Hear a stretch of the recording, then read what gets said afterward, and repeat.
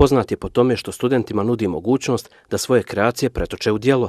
Kao plod takvog rada nastao je Idea Lab, gdje se studentima nudi mogućnost ispoljavanja svojih kreativnih sposobnosti.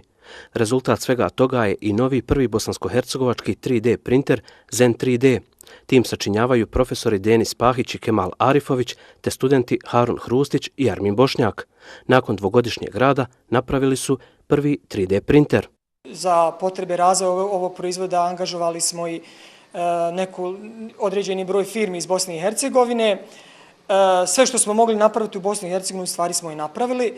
Dio precizne mehanike i elektronskih dijelova smo uvezli i ugradili u naš uređaj. Ovaj uređaj karakterišu veliki volumen i dvije glave za printanje, što omogućava printanje u dvije različite boje sa dva različita materijala. Dakle, radi se također o stand-alone uređaju koji radi bez kontakta sa računarom i u potpunosti je zatvoren, što u određenim situacijama je jako korisno kada se radi recimo printanje ABS materijala koji traži zaštićenu atmosferu koja ima jednu konstantnu temperaturu. Proizvod koji se printa prvo mora nastati u mašti, odnosno glavi kreatora, pa tek onda slijede ostale operacije kako bi on ugledao svjetlo dana.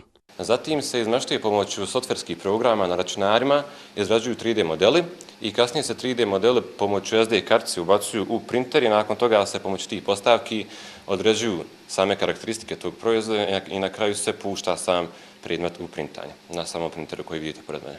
Znači, apsolutno se vidi taj model koji ste vidjeli prethodno na računaru i upravo ga sad vidite u mojoj ruci. Nije nam u fokusu zarada, naravno, nego da tu tehnologiju na neki način proširimo, ponudimo je edukacionim ustanovama, razvojnim timovima, proizvodnim preduzećima, bolnicama, dakle svima onima koji na neki način imaju potreba za takvom tehnologijom. Profesor Spahić je istakao Mašinski fakultet kao pozitivan primjer visokoškolske ustanove koja nudi mogućnost studentima da iskažu svoju kreaciju putem visoke tehnologije.